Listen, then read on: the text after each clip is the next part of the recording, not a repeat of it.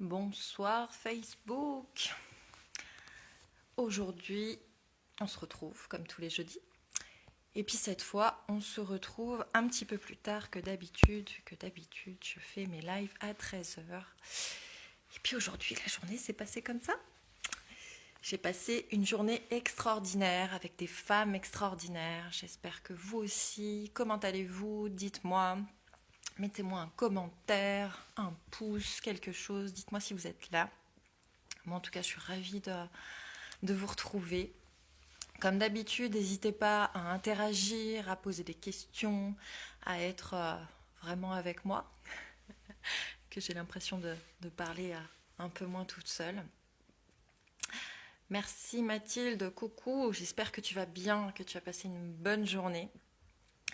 Alors aujourd'hui, c'est quelque chose qui m'avait été demandé. Je voulais parler du fait de sortir de sa zone de confort. Parce que c'est vrai que, bonjour à toi, beaucoup de personnes m'ont dit, ouais mais Claire c'est génial, moi j'ai envie de plein de trucs, mais au moment d'y aller, eh ben j'y arrive pas. Et c'est vrai que sortir de sa zone de confort, c'est important de y arriver comme une nouvelle habitude en fait, comme un nouveau réflexe. Parce que le fait de sortir régulièrement de sa zone de confort, même si c'est challengeant, c'est ça qui va vous permettre justement de ne pas stagner, de ne pas rester planté au même endroit et ne pas être dans l'attente pour au final être déçu et puis finir plein de regrets. On dit toujours, on sait ce qu'on perd, on ne sait pas ce qu'on va gagner. Et sur le principe, c'est vrai. Parfois, on n'a pas de garantie. Parfois, on ne sait pas du tout comment les choses vont se passer. On a cet élan-là d'y aller, de se lancer, de tenter. Il y a des personnes qui sont en mode allez, j'y vais, puis on verra bien. Et puis il y en a d'autres, au moment de l'impulsion, bim, ça bloque. Le quotidien, les habitudes, ce qu'on connaît, ce qu'on maîtrise, forcément, c'est rassurant, c'est sécurisant. Plein de fois, on fait des choses en mode pilotage automatique. Mais du coup, il y a pas ce goût de neuf, il n'y a pas cette envie d'autre chose. Et quand bien même des fois l'idée de sortir de cette zone de confort-là nous traverserait, tout de suite c'est comme s'il y avait un panneau clignotant, danger, danger, danger. Et parfois on peut se poser la question, est-ce que finalement je passe ma vie à la rêver ou est-ce que je me donne les moyens de la vivre vraiment? Est-ce que j'attends que les choses arrivent à moi en prenant le risque que peut-être ça n'arrivera jamais? Ou est-ce que je passe à l'action et j'essaye étape par étape de faire des petites choses pour me rapprocher de mes objectifs? Sortir de sa zone de confort, vous trouverez plein de, de dessins, d'iconographies qui sont vraiment super bien faites sur Internet. Vous avez votre zone de confort, ensuite vous avez votre zone de peur, ensuite vous avez la zone d'apprentissage et puis ce que j'appelle ensuite la zone de rayonnement. Et en fait tout ça, c'est des paliers, c'est des étapes où forcément, c'est comme un petit enfant ou un petit oiseau qui veut sortir de son nid. Forcément, quand il penche la tête, à mon avis, la première fois, il trouve ça sacrément haut et sacrément flippant. Et puis il va se rendre compte que il a des ailes et qu'au moment de s'élancer, il va flipper un peu, puis finalement, il va vachement bien s'en sortir. Alors je dis pas que ça marchera à tous les coups, que vous allez toujours bien vous en sortir, mais en tout cas c'est normal d'avoir au début cette appréhension, cette phase un petit peu d'observation, j'y vais pas, etc. Mais il y a un moment, qu'est-ce qu'on fait? Il y a une citation qui dit l'évolution est inévitable, par contre la croissance est intentionnelle. Et c'est là-dessus que je voulais attirer votre attention dans le sens où, dans la vie, tout est évolution. Nous sommes des êtres d'évolution. Tout est mouvement, tout évolue de toute façon que vous le vouliez ou pas. Mais il y a un moment, du coup, c'est, voilà, est-ce que moi, je choisis d'être créatrice de ça, de cette évolution, de ce mouvement, de cette croissance, ou est-ce que je la subis, avec un peu de chance, ça me conviendra, et puis si ça me va pas, je sais pas trop comment m'y prendre.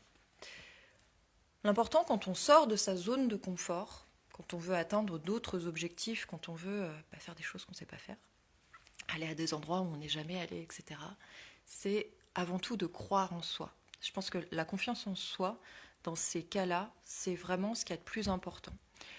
Pourquoi? Parce que peut-être qu'on ne sait pas faire, peut-être qu'on ne sait pas comment s'y prendre et c'est complètement ok.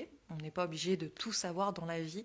Ça me fait penser à mes filles qui des fois voilà, galèrent sur des choses qu'elles apprennent à l'école et je leur rappelle qu'à l'école elles sont là pour apprendre. Et ben nous c'est un peu pareil en fait. On est à l'école de la vie et on est là pour apprendre. Donc c'est complètement ok de pas savoir tout faire et c'est complètement ok d'être dans cette phase d'apprentissage là. Et du coup, d'arriver à voilà, se booster un petit peu au début, se challenger pour sortir de nos zones de confort, ça va nous permettre de vérifier qu'on en est capable. Et plus on va valider qu'on en est capable en faisant des petites choses, plus on va avoir confiance en soi et plus on va être capable de s'attaquer à des choses un peu plus challengeantes. Mathilde, tu me demandes comment identifier une zone de confort pour une personne. Eh bien, une zone de confort, c'est très simple. C'est le truc où tu es bien, tu maîtrises, c'est pas trop challengeant. Tu sais que vraiment c'est ok pour toi, tu vois. Par exemple, alors je prends un exemple complètement basique. Quelqu'un qui ne parle pas du tout de langue étrangère. Donc on va prendre un français pour faire simple. Donc un français, il parle français, c'est sa zone de confort. A priori, sa langue, il la connaît, même si on ne maîtrise pas forcément tous les temps, etc. Tu parles français, c'est ok pour toi, c'est ta langue maternelle, c'est facile. Tu peux t'amuser à faire des tournures de phrases, tu peux t'amuser, mais voilà, pour toi, c'est easy, quoi. Ce qui va être sorti de zone de confort, pour lui, ça va peut-être être apprendre une nouvelle langue. Ce qui va être sa zone d'apprentissage, c'est d'arriver non seulement à apprendre cette nouvelle langue, mais en plus arriver à tenir une conversation. Et puis ce qui sera vraiment la barre haute, ça va être peut-être de faire une conférence dans cette langue étrangère devant je ne sais pas combien de personnes. Est-ce que tu arrives justement à voir, tu vois, le niveau en fait de ce que j'entends par zone de confort et le fait d'en sortir? Est-ce que c'est relativement clair comme explication pour toi? J'ai essayé de prendre une image qui soit parlante. Dis-moi si ça te parle. Et quand on sort justement de cette zone de confort-là, c'est être dans l'acceptation que c'est la page blanche. Et que c'est à nous, du coup, d'écrire tout ce qu'on a envie, en fait. Je te donne un autre exemple. Tu me disais, pourquoi est-il si important pour une personne de sortir de sa zone de confort? Eh bien, pour simplement pas rester planté au même endroit. Alors, ça n'est que mon avis personnel. Ne me mettez pas plein de commentaires. Mais moi, par exemple, un truc qui est flippant pour moi, c'est les personnes qui sont nées quelque part et qui ont passé toute leur vie au même endroit et qui vont s'éteindre encore au même endroit. Moi, personnellement, je trouve ça vraiment flippant. De se dire, voilà, on a été pas toujours finalement dans sa zone de confort, on n'a pas forcément eu ni la volonté, la curiosité ou quoi, de sortir de ça, d'aller voir un petit peu ce qui se passait ailleurs et puis voilà, de se challenger dans sa vie pour faire grandir la personne que l'on avait envie d'être. Fondamentalement, ce qui est important, c'est de ne pas stagner en fait. Tu auras toujours des challenges dans la vie. Soit tu vas les subir, soit tu vas les choisir. Mais assurément, tu en auras toujours. L'important, c'est pas de devenir meilleur que qui que ce soit. L'important, c'est de devenir meilleur que la personne que tu étais. Que tu étais hier, que tu étais il y a un mois, que tu étais il y a un an, peu importe. Ça dépend vraiment de toi, de tes ambitions, de ce dont tu as envie. Aujourd'hui, tu en es à un certain point. Et quand tu te projettes un peu, tu te dis, voilà, dans un an, dans 5 ans, dans 10 ans. Alors tu peux faire des projections, ça ne veut pas dire que tu seras forcément là, pile à ce moment-là, mais ça veut dire de quelle manière toi tu as envie d'évoluer pour toi en fait, pour ta vie, pour tout ça. Et quand on a vraiment peur de ça, quand on a peur du changement, il y a des gens qui sont vraiment très flippés par le changement, qui aiment bien vraiment tout maîtriser, tout planifier. Pour eux, c'est vraiment important parce que c'est rassurant. Et la question que je vous invite à vous poser dans ces cas-là, c'est quelle place vous donnez à vos peurs? Est-ce qu'elles vous boostent ou est-ce qu'elles vous paralysent? Est-ce que vous arrivez à transformer ces peurs en enthousiasme ou au contraire, est-ce que c'est elle qui dirige votre vie et ce que vous arrivez à faire ou pas? Si j'ai peur, c'est que c'est un truc important. Parce que sinon, vous n'auriez pas peur. Vous n'avez pas peur de sauter dans une flaque. Par contre, si je vous fais sauter dans la mer à hauteur de 10 mètres, c'est pas pareil. Les peurs, en général, elles nous montrent le chemin. Elles nous montrent la voie pour grandir. Et encore une fois, c'est voir qu'est-ce qui est suffisamment challengeant. Ça me fait un peu peur, mais c'est ok. Ou quand on place vraiment la barre trop haute et là on est en mode panique. Quelqu'un qui apprend à skier, ça va être challengeant pour lui de faire peut-être une piste bleue. Par contre, si vous le mettez sur un mur de bosse incliné à 45 degrés, là ça risque d'être compliqué. Et bien c'est exactement pareil pour vous en fait. Essayez de vous demander, quand vous avez envie d'atteindre un objectif, alors bien sûr il peut y avoir de l'impatience, il peut y avoir plein de trucs, mais c'est de vous dire, ok, moi si je veux en arriver là, comment je peux faire petit à petit pour y arriver à mon rythme, pour que ça soit suffisamment challengeant sans être complètement flippant et que du coup ça me braque et que du coup j'essaye même plus parce que je sais que là la difficulté pour moi elle est beaucoup trop grande. Quand on a toujours fait les mêmes choses, quand on a toujours agi de la même manière et que on n'a pas les résultats souhaités, en général c'est là qu'on est un peu boosté à sortir de notre zone de confort. Parce que, a priori, si on continue de faire toujours pareil, on ne va pas obtenir des résultats différents. Ça paraît logique. Et parfois, on a tellement peur qu'on continue à s'entêter et qu'on ne comprend pas pourquoi. Et du coup, c'est là qu'il faut apprendre à dépasser ses limites petit à petit. Prendre confiance en soi. Valider qu'on peut. De nouvelles expériences, c'est de nouveaux apprentissages et c'est aussi une nouvelle sagesse. C'est Mandela qui disait « Je ne perds jamais, soit je gagne, soit j'apprends ». Et je pense que c'est vraiment important en fait de partir sur ce principe-là que au pire du pire, vous apprendrez quelque chose et vous pourrez essayer différemment. Et puis vous aurez compris, vous aurez testé, ça sera vraiment un enrichissement. Et c'est pas grave en fait de pas toujours réussir les choses du premier coup. Et c'est pas grave de se planter. Il paraît que ça plante toujours des petites graines de toute façon en nous, même quand on réussit pas. Et c'est pas grave de pas être toujours de pas être toujours le premier, de pas être toujours dans cette réussite là. Comment du coup on se donne les moyens d'être, de faire et d'avoir ce qu'on souhaite? Je vous invite vraiment dans ces cas-là à déjà de vous à vous à élaborer un espèce de plan d'action pour vraiment être acteur de ce changement-là. Comment peut-on faire disparaître cette peur de l'inconnu?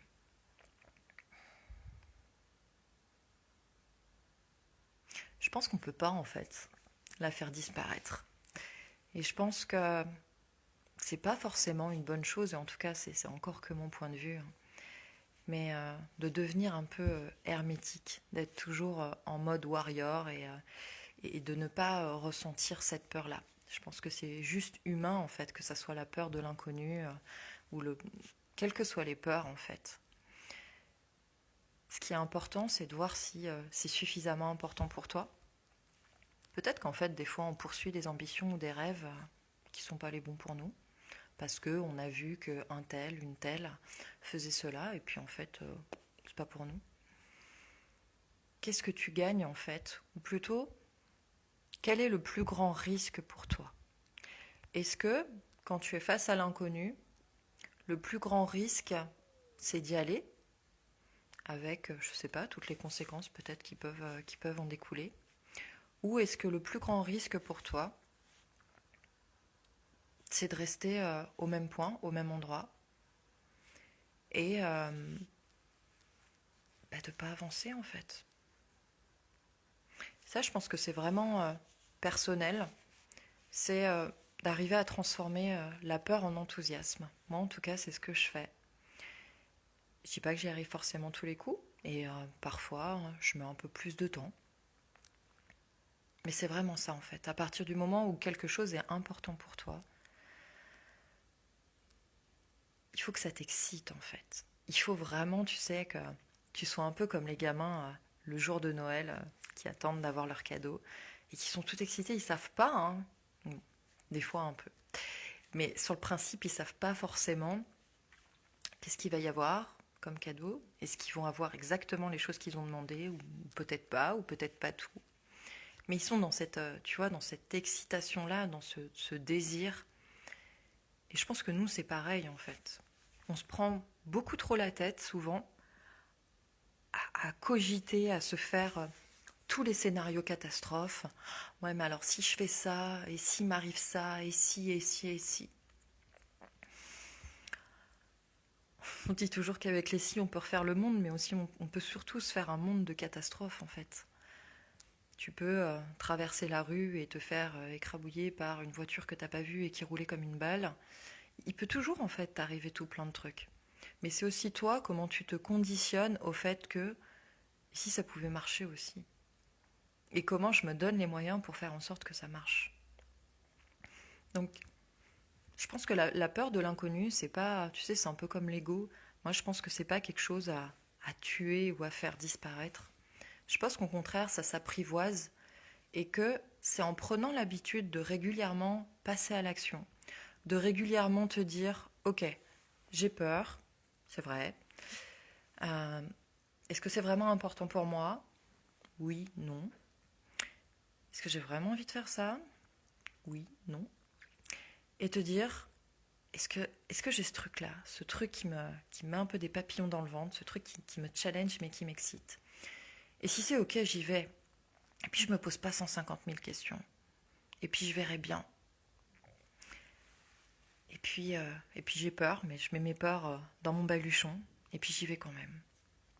Et de voir un petit peu ce qui se passe et de croire suffisamment en toi pour te dire que quoi qu'il se passe, tu auras forcément la capacité de trouver une solution et de t'adapter. Et si t'es pas convaincu de ça, eh ben regarde dans ton histoire personnelle toutes les fois où il t'est arrivé une galère et où tu as réussi à trouver une solution, quelle qu'elle ait pu être. Et que ça, en fait, ça te rassure. Ça te rassure sur ta capacité d'adaptation et sur le fait d'être capable et sur le fait de... Bah pareil, en fait. Quand tu regardes un petit peu en arrière, regarde toutes les fois où tu as été challengé. Et regarde toutes les fois où tu as réussi. Et regarde à chaque fois ce que ça t'a appris. Le challenge, en général, il est à la hauteur du cadeau. C'est pas parce que c'est difficile que c'est pas fait pour toi ou que tu vas pas y arriver. C'est pour te permettre de grandir, pour te permettre d'être une meilleure toi, pour te permettre de gagner en sagesse, pour te permettre de monter en compétences. Et c'est à ça en fait que ça sert la vie. Sinon, il n'y aurait pas trop d'intérêt en fait si tout était toujours lisse, toujours calme, toujours plat. Donc je pense que c'est, en tout cas c'est mon point de vue, c'est ce que je peux te partager. Je pense que c'est plutôt comme ça qu'il faut voir les choses plutôt que voilà, vouloir ne plus rien ressentir, ne plus avoir peur, ne plus être impressionné, ce genre de choses. C'est les émotions, il faut qu'elles nous traversent. Il ne faut pas apprendre à les gérer comme s'il fallait absolument les atténuer ou les planquer quelque part pour pas qu'elles viennent nous chercher de trop près. En tout cas, c'est ma vision des choses. Ne mettez pas la barre trop haute. Ça, c'est vraiment un truc aussi auquel moi, je me suis confrontée dans mon impatience, dans mon envie irrépressible de vouloir à tout prix atteindre les sommets le plus rapidement possible. C'est respecter son rythme, c'est de se dire, ok, j'y vais étape par étape, une marche après l'autre, et de garder la notion de plaisir. Je t'en prie, avec plaisir. De garder justement cette notion de plaisir-là. Si quelque chose est trop contraignant, ça va pas t'amuser. Au contraire, ça va être chiant, tu vas trouver ça barbant. Puis au final, tu vas te demander, mais pourquoi je fais ça? Donc, quand il y a un truc qui te challenge comme ça, c'est vraiment ça, ce truc d'excitation, ce truc de plaisir, et que tu vois l'intérêt de la chose, que ça ait du sens en fait pour toi. Ça, je pense que c'est dans tout dans la vie, en fait, que ça soit dans notre boulot, que ça soit avec nos enfants, avec notre conjoint. Euh, S'il n'y a pas de sens, pourquoi faire? Et je trouve que ça, c'est vraiment important. Donc, les nouveaux défis sont vraiment là pour nous faire progresser. Et comme je te disais, quand voilà, tu sais pas trop, demande-toi vraiment qu'est-ce qui est le plus risqué, en fait. Est-ce que tu préfères rester là où t'en es? Et c'est complètement ok. Et il n'y a pas de jugement. Et si toi-même t'es ok avec ça, ok, bah t'as peut-être besoin de faire encore un peu le tour de toi-même là où t'en es aujourd'hui. Ou est-ce que t'as envie de partir à la découverte d'autre chose, de ce dont tu pourras être capable, de ce qui pourra être différent, et de voir ce qui pourrait être possible en fait. Simplement t'ouvrir d'autres possibles, d'autres opportunités. Et puis il y a aussi le fait de comment tu te conditionnes, comment tu es au niveau mindset. Est-ce qu'à chaque fois que tu te lances dans quelque chose, tu y vas avec le truc de et si je me plante? Ou au contraire, tu y vas avec l'idée que c'est déjà fait, que tu es capable? Est-ce que tu y vas pour gagner ou est-ce que tu y vas pour perdre? C'est un peu le truc, moi j'avais un peu de mal avec ce truc, alors notamment en sport, qu'on disait souvent aux enfants, l'important c'est de participer. Je suis pas trop d'accord avec ça. L'important, c'est de participer sur le principe que, effectivement, tu passes à l'action, tu oses, tu essayes, et que, effectivement, c'est déjà pas mal de sortir cette zone de confort. Mais à la base, quand tu participes, est-ce que de toi à toi, t'es ok pour juste participer, ou t'y vas un peu avec la gagne quand même? Parce que, personnellement, alors je prends l'exemple d'une course, hein, si tu commences ta course en te disant, bon, je vais mettre un pied devant l'autre, et puis on verra bien s'il y en a un qui va plus vite que moi, je trouve ça un peu limite quand même. Mais si tu y vas en te disant je vais donner le meilleur de moi-même, parce que j'ai bien l'intention d'arriver là-bas en premier, et puis bah, s'il y en a un qui court plus vite que moi, c'est ok. Mais au moins j'ai donné le meilleur de moi-même, j'ai fait ce qu'il fallait. Si ça le fait, c'est cool. Si ça le fait pas, bah, j'aurai au moins cette satisfaction d'être fier de moi. Je trouve que pour le coup, c'est pas la même énergie. Donc, prenez l'habitude d'oser en fait. Et prendre l'habitude d'oser, pour quelqu'un de timide, ça peut paraître bête, mais ça peut être dire bonjour à toutes les personnes que je vais croiser aujourd'hui quand je sors de chez moi. Pour quelqu'un qui a envie, pas de rencontrer quelqu'un, mais qui est pétrifié par ça, ça va être, voilà, quand je vais boire un verre avec des amis, d'accoster la fille qui est à côté de moi et d'engager la conversation, juste ça. Pour quelqu'un qui n'a jamais fait de sport, on va peut-être pas lui demander de courir 1 heure, sinon je pense qu'elle va perdre ses poumons. Mais voilà, de se dire, allez, je cours 10 minutes, et puis je vais courir 15 minutes, et puis une demi-heure, et puis un peu plus, et puis un peu plus. En fait, c'est vraiment ce truc de prendre l'habitude de se dépasser, prendre l'habitude de faire un peu plus tous les jours. C'est pas forcément voilà, de passer du rien à tout. Si vous savez pas cuisiner, ben commencez peut-être pas par tenter une bouillabaisse ou je sais pas, un plat compliqué. Essayez de prendre des recettes qui sont relativement simples, mais que vous prendrez du plaisir en fait à réaliser et que vous direz c'est moi qui l'ai fait. Et c'est des trucs comme ça en fait, de juste tout simple, mais de prendre du plaisir et de prendre l'habitude d'oser.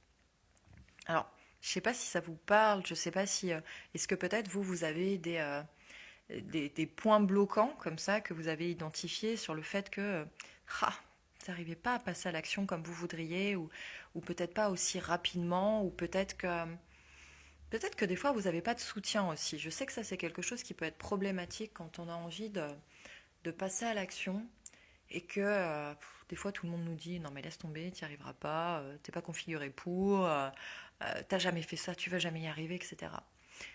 Et rappelez-vous dans ces situations-là que si vous en avez envie, c'est que vous en êtes capable. Et que les autres, bien souvent, quand ils sont pas très soutenants comme ça. Ils parlent de leurs propres limites et de leurs propres peurs. Et que c'est pas parce qu'ils vous reflètent une image de vous qui ne correspond pas à ce que vous avez envie, à ce que vous savez de vous, qu'ils ont raison. Donc quand vous avez vraiment envie de quelque chose, je vous invite à faire un peu fi des moqueries, du manque de soutien, etc. À vous rassembler en vous-même, à vous tenir la main et à vraiment vous dire « Ok, j'essaye. Et puis au pire quoi ?» Et j'aime bien ce truc du « au pire quoi ?» Parce que j'avais découvert que, alors c'est un peu extrême comme exemple, mais je trouve ça quand même sympa. Les astronautes, quand ils font leur préparation, parce que vous doutez bien que voilà, on va pas dans l'espace comme ça, quand ils font leur préparation, ils ont une préparation qui consiste à faire des simulations de toutes les pires catastrophes qui pourraient leur arriver. Comme ça, au moins, ils sont un peu préparés. Ça ne veut pas dire que forcément ils arriveront à se sauver la vie, mais le fait d'être préparés, ça leur permet d'avoir des réflexes et ça leur permet pour le coup d'être moins dans la panique parce qu'ils ont un protocole et qu'ils savent comment réagir. Si vous avez des challenges qui sont vraiment hyper flippants pour vous, mais que pour autant vous avez vraiment envie de les atteindre, ça fait vraiment partie de vos objectifs et c'est important pour vous.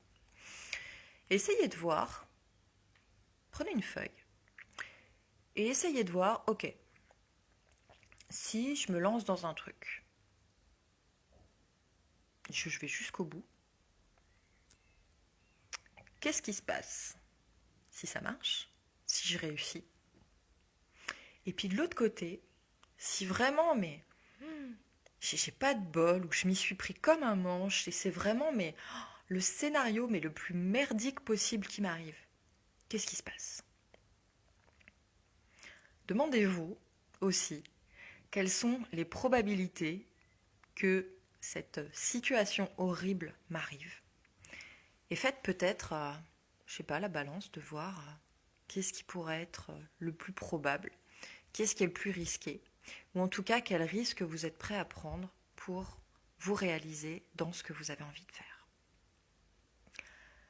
Voilà en tout cas ce que je voulais vous partager. J'espère que voilà, ça vous apportera une autre vision de la sortie de zone de confort, que ça vous permettra surtout d'essayer un peu plus. Et essayer un peu plus, c'est même au quotidien. Qu'est-ce que je peux faire aujourd'hui que peut-être j'ai pas fait hier? Comment je peux devenir un peu meilleur chaque jour? Est-ce que peut-être je peux me faire une liste de trucs un peu challengeants à réaliser sur une année? Et comment je peux finalement être fière de moi au quotidien? Parce que j'essaye, parce que je reste pas là plantée sur mes lauriers en attendant que tout me tombe comme ça, tout cuit. Et parce que quand bien même, honnêtement, vous auriez énormément de chance. Je vous le souhaite même pas que tout vous tombe tout cuit. Je veux dire, je vous souhaite au contraire d'avoir énormément de chance. Ça, je le souhaite à tout le monde. Mais voilà, quand tout arrive comme ça tout seul, et on peut le voir des fois pour les enfants en fonction des différents milieux sociaux, etc., de ceux qui ont tout et de ceux qui doivent au contraire fournir davantage d'efforts pour obtenir exactement la même chose. On voit que les tempéraments ne sont pas les mêmes, on voit que les valeurs ne sont pas les mêmes, on voit que voilà, il n'y a pas la même niaque un petit peu pour la vie. Et je trouve que c'est important d'avoir ça, justement. Cette niaque de la vie, cette envie, ce désir, cette excitation, justement, de l'inconnu.